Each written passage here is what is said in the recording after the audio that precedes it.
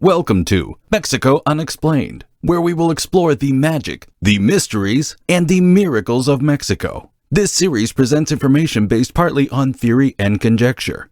The podcaster's purpose is to suggest some possible explanation, but not necessarily the only ones to the subjects we will examine. Here is your host, Robert Bitto. Welcome, and muy bienvenidos to episode number 294 of Mexico Unexplained, where we examine the magic, the mysteries, and the miracles of Mexico. I'm your host, Robert Bitto. Ariadna Ayala Camarillo welcomes visitors to her hometown of Atlixco with open arms and a warm smile. Before becoming mayor of this unusual place in the western part of the Mexican state of Puebla, Doctora Ayala was an accomplished trial attorney and an esteemed professor at the meritorious Autonomous University of Puebla, known locally as BUAP. Although well-grounded by academics, law, and family, Ayala recognizes privately that she is mayor of one of the most unusual towns in all Mexico, a place where paranormal activity and bizarre events have been occurring since the time before the Spanish Conquest. Some modern-day locals openly acknowledge that Atlixco's long history and the important role it played in the ancient civilizations of Mexico may contribute to its higher-than-average amount of high strangeness. The name Atlixco, although Nahuatl in origin, only dates to early colonial times when a local indigenous settlement reorganized and then called itself by its modern name, which translates into English as water in the valley or water on the earth's surface. Before the name Atlixco was given to this area, the settlement and surrounding lands was known as Cuauhtécoyan, a name going back over 1,000 years with origins in a small kingdom by that same name. The kingdom of Cuauhtécoyan was inhabited by a people called the Teochichimeca. Oral history at the time of the Spanish Conquest tells the story of the Teochichimeca coming into the valley where Atlixco now sits as raiders and killing off the indigenous group residing there to establish their new kingdom of Cuauhtécoyan. No one knows the name of the people there before the Teochichimeca arrived on the scene. The Teochichimeca were conquered by the Xicalanga from the southern basin of Mexico in what is now the Mexican state of Tlaxcala. The Teochichimeca fought valiantly and lost many people before being absorbed into the new political state of the Xicalanga, whose capital was Cacaxtla. While under Xicalanga control, Atlixco was also attacked by the small city-states of Huejotzingo and Calpan, and the larger kingdom of Cholula. For brief periods of time, those three political entities took control of Atlixco. In the late 1400s, after several bloody battles, the area was eventually conquered by the Aztec Empire. The Aztecs regularly siphoned off captives from Atlixco to serve as slaves or sacrificial victims at their capital of Tenochtitlan. Local modern-day legend tellers at Atlixco claimed that the area is haunted by the spirits of thousands of warriors and civilian victims of war and conquest because of the hundreds or possibly thousands of years of intense indigenous fighting in the region. Some believe that Atlixco could be the site of some of the most bloodshed ever seen in Mexican prehistory. The Spanish may have had a good sense of this area's history when they arrived. They decided to build monasteries and churches in the area to a higher degree than in other parts of New Spain. Officially, the Spanish established themselves in the area in the 1570s, a generation or two after the Aztec conquest. The Europeans moved in and immediately started reordering things. The indigenous name of one of the mountains overlooking the town has been lost to history, but the Spanish named it Cerro de San Miguel in honor of Saint Michael the Archangel, a religious figure always depicted slaying a demon. A small religious retreat was built atop the hill dedicated to Saint Michael, supposedly in reaction to a bizarre event that happened here in the late 1500s. According to the legend or local history, a group of indigenous elders got together to create a thought form to try to run off the Spanish. The object of their intention was none other than a double of the devil himself. Spanish settlers reported seeing a red man with horns, a spiked tail and cloven feet, a classical rendition of the Prince of Darkness, running around the valleys and hills around town. The settlers supposedly chased the creature to the top of the mountain where he fell into a well. Deep inside the well, the creature supposedly died, and the Spanish gave thanks to San Miguel Arcángel for causing the demon's demise. As an aside, the feast day of Saint Michael, also called Michaelmas on the Catholic calendar, is an important time for the town of Atlixco. Since the mid-1960s, the traditional feast day of Saint Michael, September 29th, has incorporated more indigenous elements into it. These indigenous elements had been there for centuries but were either suppressed or celebrated off to the side. It was only in 1965 that the town of Atlixco officially proclaimed its first El Hue Atlixcayot and added it to the festival of St. Michael. El Hue Atlixcayot is the Nahuatl phrase that loosely translates to the Great Atlixco Tradition. The townspeople kick off the festivities of El Hue Atlixcayot on the last Saturday in September. The celebration is mostly a revival of a harvest festival to honor the ancient Mesoamerican god Quetzalcoatl.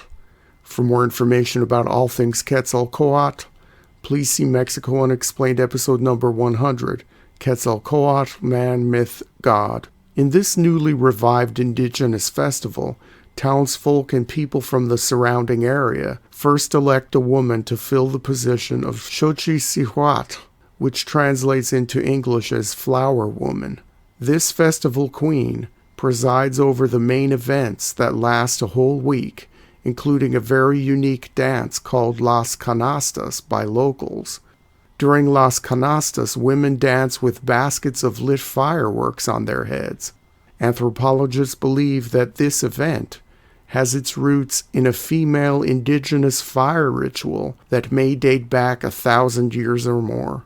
The most important part of the Hue Atlixcayotl fiesta is the last Sunday of the event, when the people of Atlixco join visitors from the surrounding areas to form a parade to the top of Cerro de San Miguel, the site of the famous devil incident. On the top of the mountain, alongside the mustard-colored chapel to San Miguel, there are music stands, food vendors, and more dance performances. An annual tradition is to close off the event with the ritual Danza de los Voladores. The ritual consists of dance and the climbing of a pole almost 100 feet high, from which 4 participants then launch themselves, tied with ropes, to descend to the ground in a swirling pattern around the pole. A 5th remains on top of the pole, dancing and playing a flute and drum. The danza is to ensure rains in the coming year, thus guaranteeing a good harvest.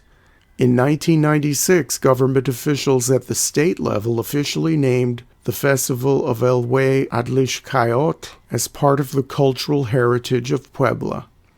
Besides a deep and interesting indigenous past, Atlixco is home to various other things considered paranormal or fringe.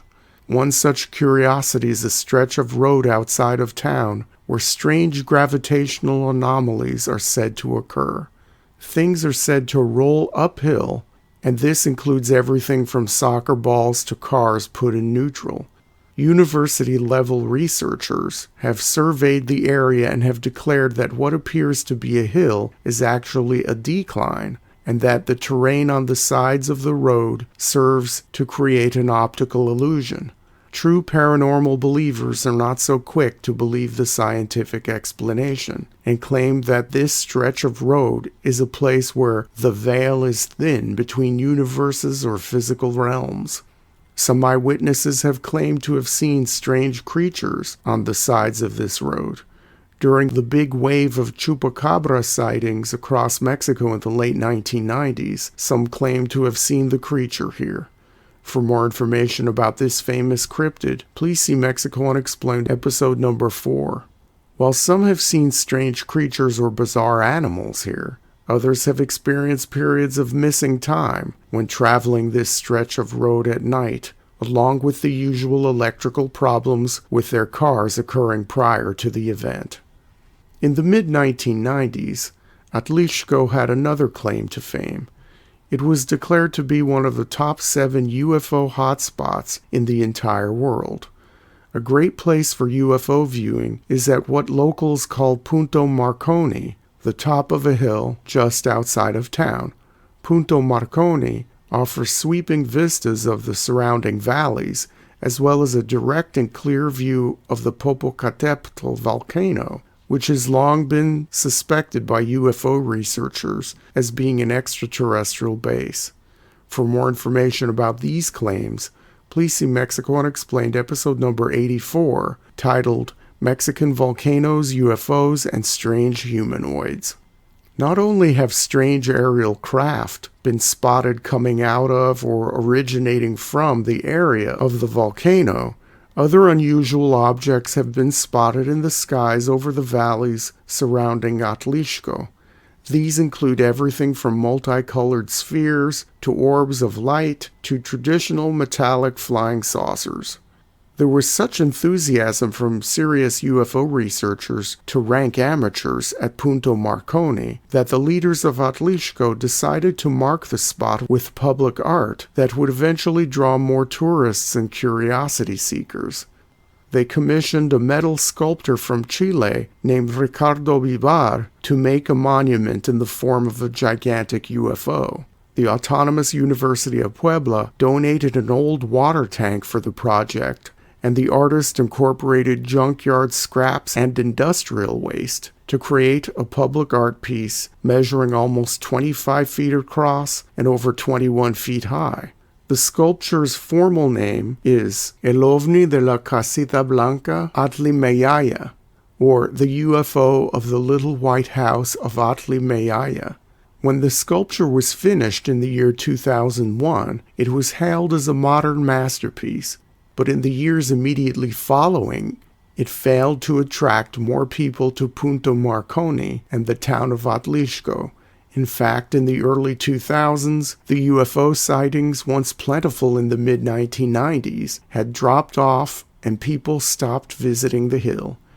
Ricardo Vivar's UFO sculpture is now rusting away on this obscure hill with underbrush slowly overtaking it. Besides the high strangeness at Atlixco, the town was declared a Pueblo Mágico, or magical town, by the Mexican government for its charm, history, and deep traditions. Even for the non-paranormally inclined, this beautiful corner of the Mexican state of Puebla is worth a visit. Thank you once again for listening to another episode of Mexico Unexplained. Remember to like and subscribe to us on YouTube and follow us on Twitter. Tell your friends by sharing these shows with others. Please go to our website, MexicoUnexplained.com, for references, illustrations, and for free access to transcripts of past shows. Please visit Amazon.com to purchase the books Mexico Unexplained and Mexican Monsters to get hard copies of the magic, the mysteries, and the miracles of Mexico. We appreciate your kind attention once again. Until next time, thank you and gracias. Thank you for listening to another episode of Mexico Unexplained with host Robert Bitto. For show summary, relevant links and commentary, please check out our website at mexicounexplained.com. Like us on Facebook and be a part of the conversation. Adios and hasta la vista.